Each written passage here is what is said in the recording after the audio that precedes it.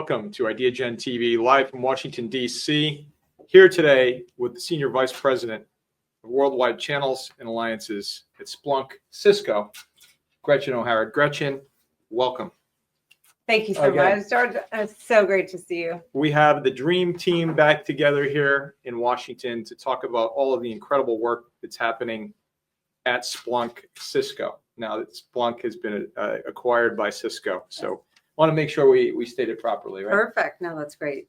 And so, Gretchen, I want to first start by saying congratulations.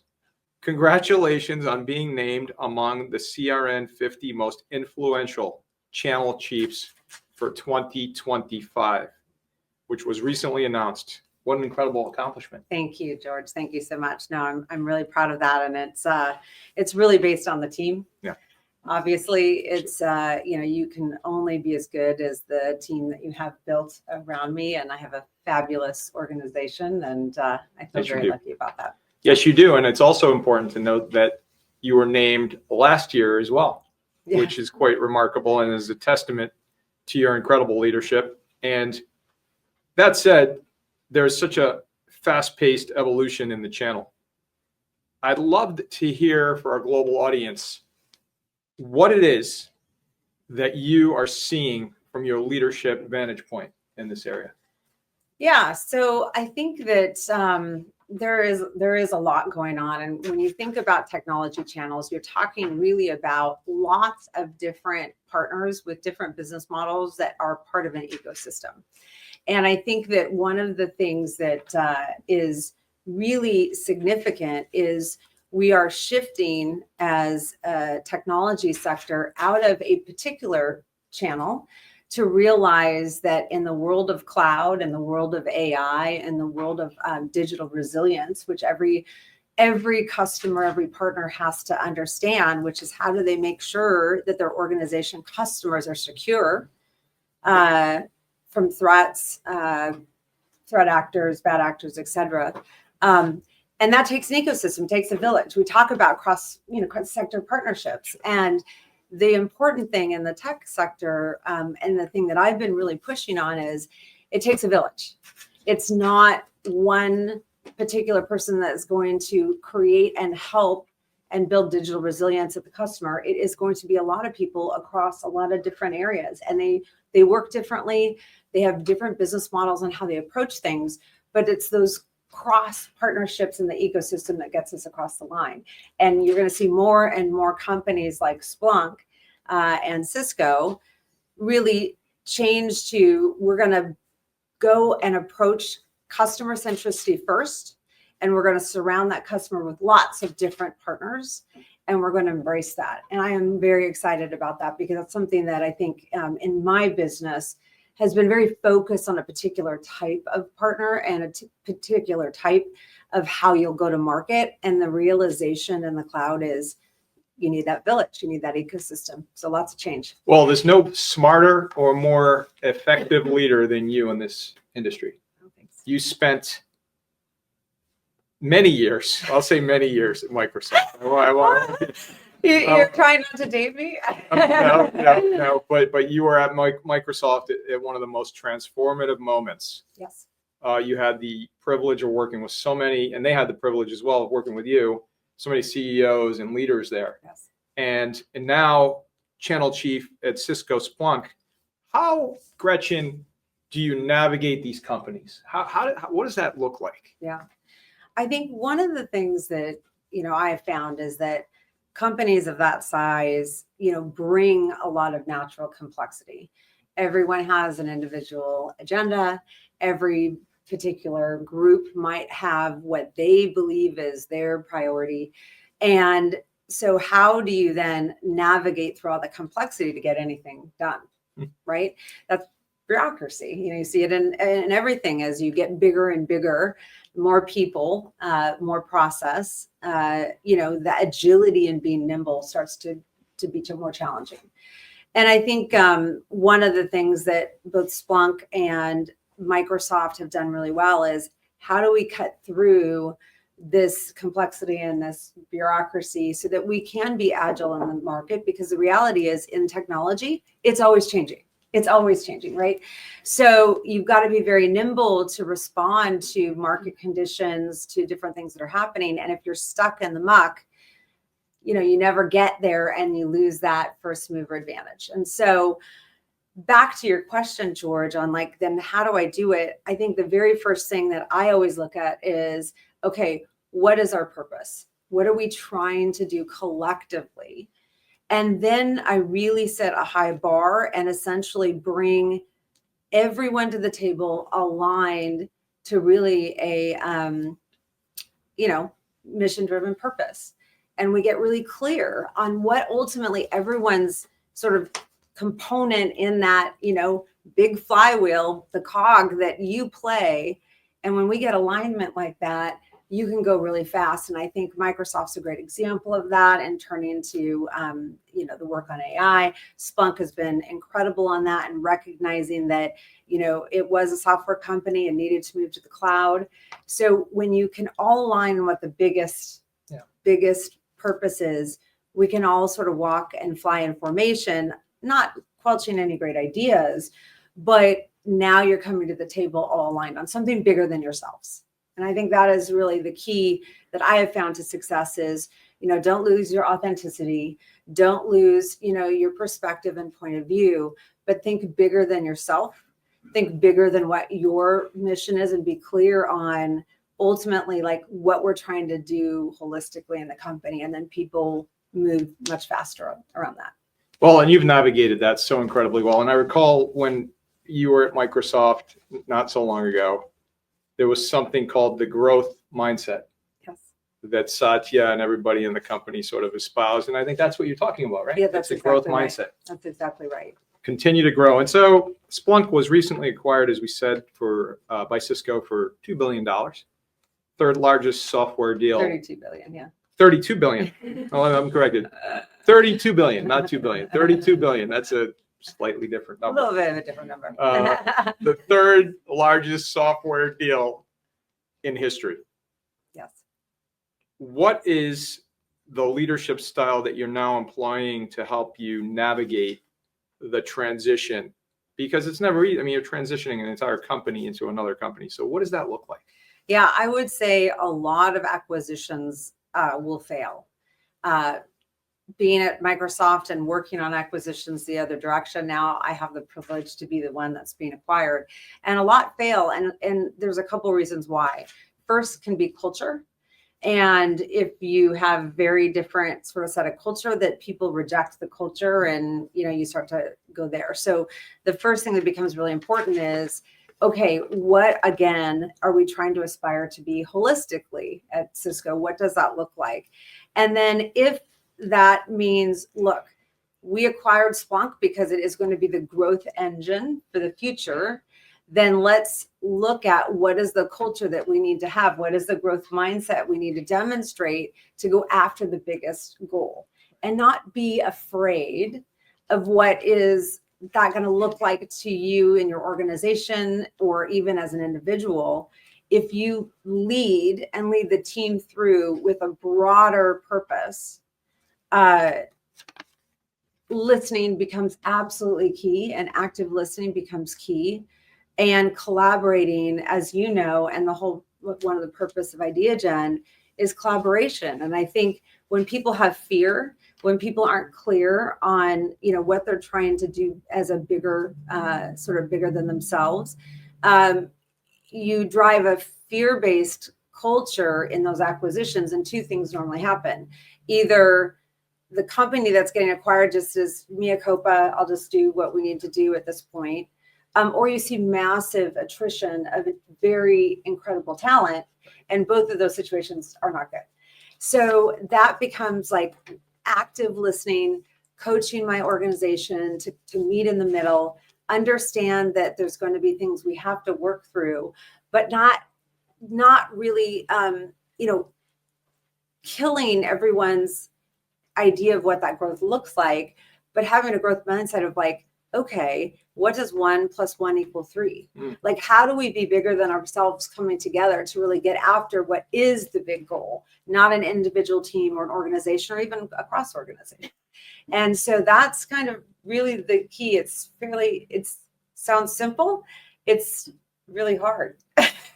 It's really hard. And it always has been, because it's, unless a company is acquiring just for the technology, the IP of the technology, you have people, and people are what make that organization amazing. It's the talent, the developers, it's the marketing that explains what you do, it's the channel that I run, it's the operations, it's finance. Again, the idea behind it sounds very simple, but you've got to break through the fear. You got to have courage to believe in what we're trying to do, and you got to talk to each other. And you've got to talk to each other. I think what I picked up from everything you just said is that it's all about people in the end, isn't it? It is. It's all about people. Whether you're talking about government, or you're talking about the private sector, or you're talking about NGOs, without people, nothing's happening. Nothing happens.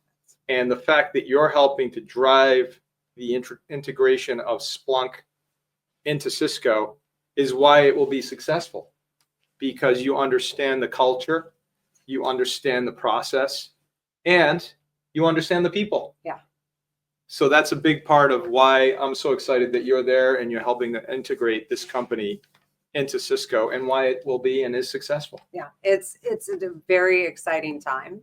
Lots of change, but the other tip from leadership, or here leadership, is I just encourage everyone to embrace change, because change is the only thing that's constant.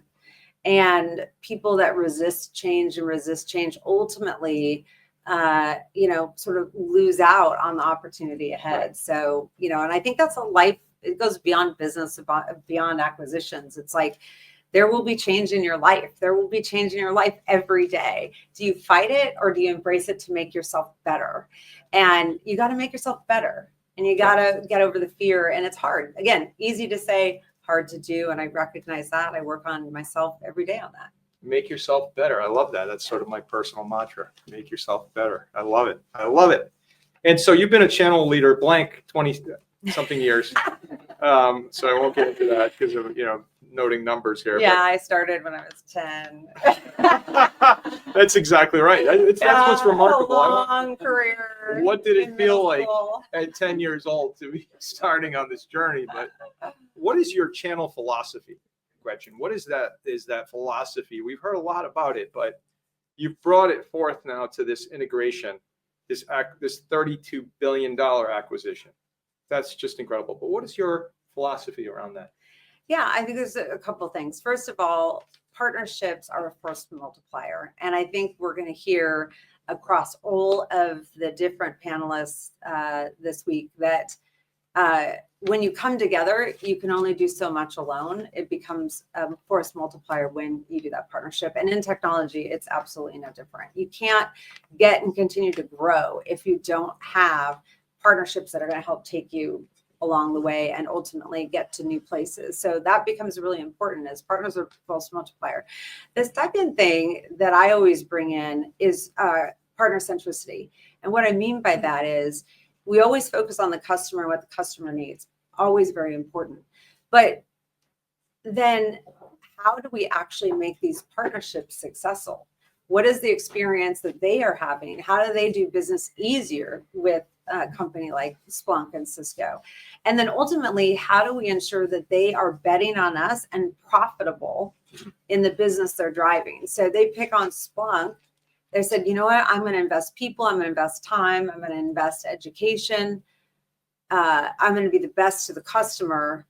But if I'm losing money, then at some point I kind of have to give up on that partnership. So partner profitability becomes an absolute pillar for me when I think about that, because again, in life, if you're not doing well, if you're not actually in the business side being profitable, then ultimately they're going to abandon you. And so those are the things that I try and drive. And then we talked about culture, George.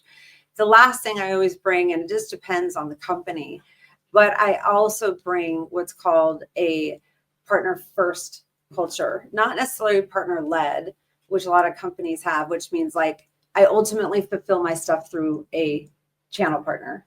when I say partner first, that means when we think about anything in the company, whether we think about what the technology looks like, how they interact with us, how we price and pricing strategy, what the negotiation with the customer looks like, we're thinking about the partner all through the life cycle, not just at the end when it's time to actually do a transaction.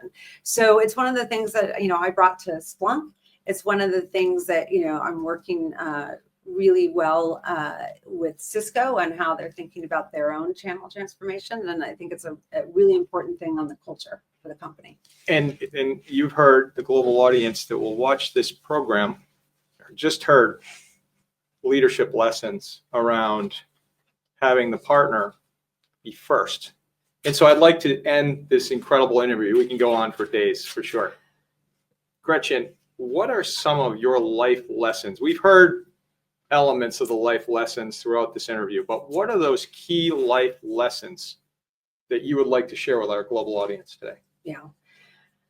I think, I started as a leader, George, and I thought that, the harder you were on people, the more you drove people, the better you would be. And that was such a flaw in that.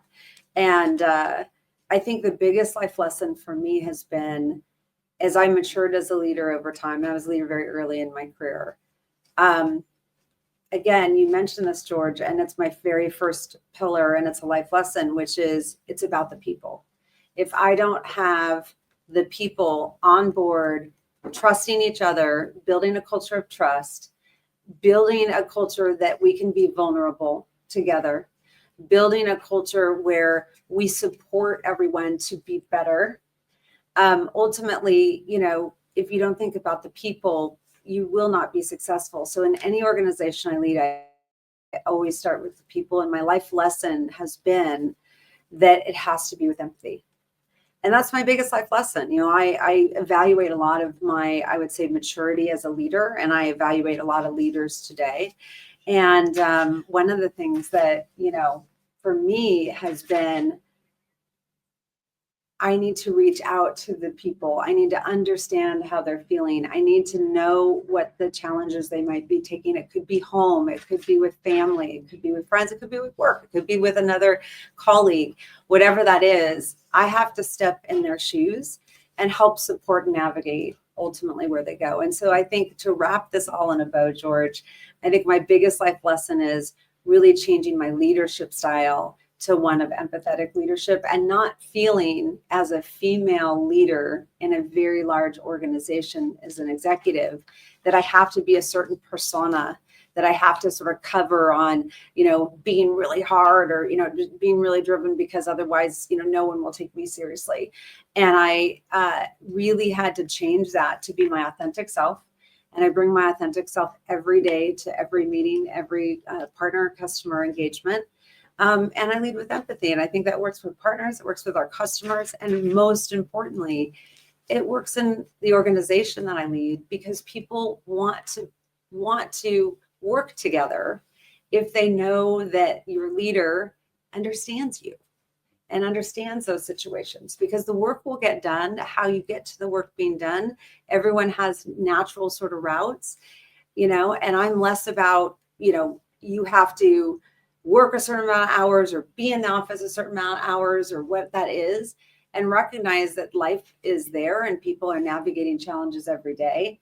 Let's focus on the end game. Let's focus on getting through to what we want to accomplish. And so I have found that I have thrived as I've embraced that life lesson. And, as you just mentioned, it's been very rewarding around recognition in the industry as one of the top 50 across the globe. So, yeah. Gretchen O'Hara, Splunk Cisco, leading the way, leadership defined, my friend. Thank you so very much.